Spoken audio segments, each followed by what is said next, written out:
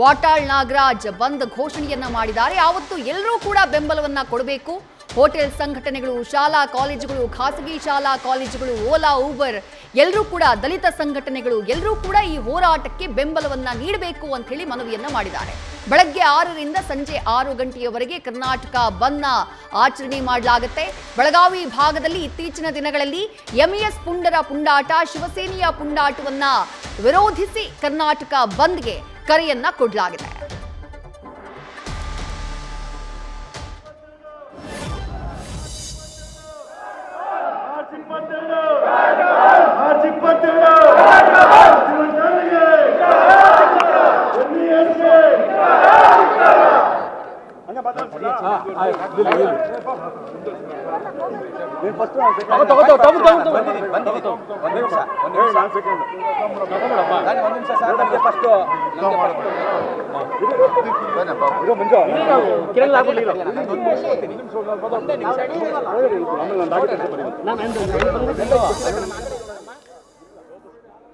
ಬೆಳಗಾವಿಯಲ್ಲಿ ಇತ್ತೀಚೆಗೆ ಕರ್ನಾಟಕದ ಬಸ್ ಕಂಡಕ್ಟರ್ ಮೇಲೆ ಹಲ್ಲೆಯನ್ನ ಮಾಡಲಾಗಿತ್ತು.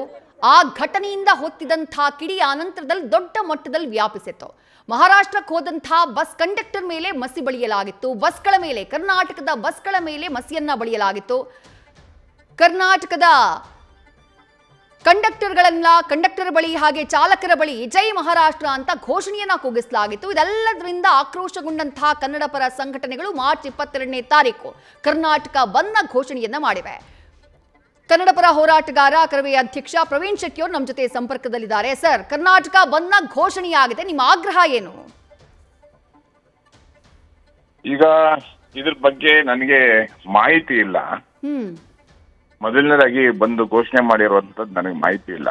ಇವತ್ತಿನ ಸಭೆಯಲ್ಲಿ ನೀವು ಭಾಗಿಯಾಗಿಲ್ವಾ ಸರ್? ಇಲ್ಲ, ನಾನು ಹೋಗಿಲ್ಲ. ಓಕೆ, ಈಗ ಬೆಂಬಲ ಕೊಡ್ತೀರಾ ಹೇಗೆ ಸರ್?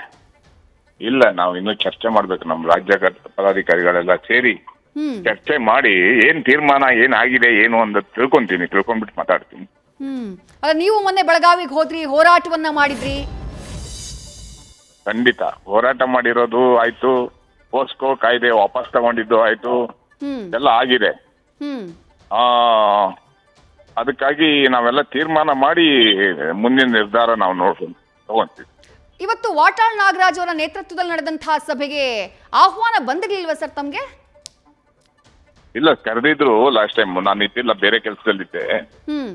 ಆದ್ರಿಂದ ನಾವಿನ್ನೂ ತೀರ್ಮಾನ ತಗೋಬೇಕಾದ್ರೆ ನಮ್ಮಲ್ಲಿ ಸಂಘಟನೆ ಪದಾಧಿಕಾರಿಗಳು, ಜಿಲ್ಲಾಧ್ಯಕ್ಷರು ಎಲ್ಲರದ್ದು ಸಭೆ ಕರಿಬೇಕಾಗತ್ತೆ. ಯಾವ್ದಾದ್ರು ವಿಷಯಗಳ ಬಗ್ಗೆ ಬೆಂಬಲ ಕೊಡ್ಬೇಕಾದ್ರೆ ಅಥವಾ ಕೊಡದೇ ಇರ್ಬೇಕಾದ್ರೆ ನಮ್ಮಲ್ಲಿ ಒಂದು ಚರ್ಚೆ ನಡಿಬೇಕಲ್ವಾ?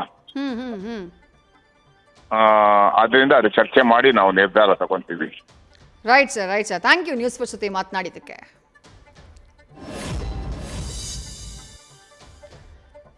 ಮಾರ್ಚ್ 22ನೇ ತಾರೀಕು ಕರ್ನಾಟಕ ಬಂದ್ನ ಘೋಷಣೆಯನ್ನ ಮಾಡಲಾಗಿದೆ. ವಾಟಾಳ್ ನಾಗರಾಜ್ ಅವರ ನೇತೃತ್ವದಲ್ಲಿ ಇವತ್ತು ಸಭೆ ನಡೆಯಿತು. ಕರವೇ ಪ್ರವೀಣ್ ಶೆಟ್ಟಿ ಅವರು ಮಾತನಾಡಿದ್ರು, ನಮಗೆ ಸಭೆಯಲ್ಲಿ ನಾನು ಭಾಗಿಯಾಗಿಲ್ಲ, ಈಗಷ್ಟೇ ವಿಚಾರ ಗೊತ್ತಾಗಿದೆ, ಹಾಗಾಗಿ ನಮ್ಮ ಸಂಘಟನೆಯ ಪದಾಧಿಕಾರಿಗಳ ಜೊತೆ ಚರ್ಚೆ ಮಾಡಿ ಆನಂತರ ಬೆಂಬಲ ಕೊಡಬೇಕೋ ಇಲ್ವೋ ಅಂತ ಹೇಳಿ ನಿರ್ಧಾರ ಮಾಡ್ತೀವಿ ಅಂತ ಹೇಳಿದ್ದಾರೆ. ಬಟ್ ವಾಟಾಳ್ ನಾಗರಾಜ್ ಅವರು ಈಗಾಗಲೇ ಎಲ್ಲರ ಬೆಂಬಲಕ್ಕಾಗಿ ಮನವಿಯನ್ನ ಮಾಡಿಕೊಂಡಿದ್ದಾರೆ. ನ್ಯೂಸ್ ಫಸ್ಟ್ ನಿರ್ಭೀತಿಯಿಂದ ನಿಮ್ಮ ಪರವಾಗಿ.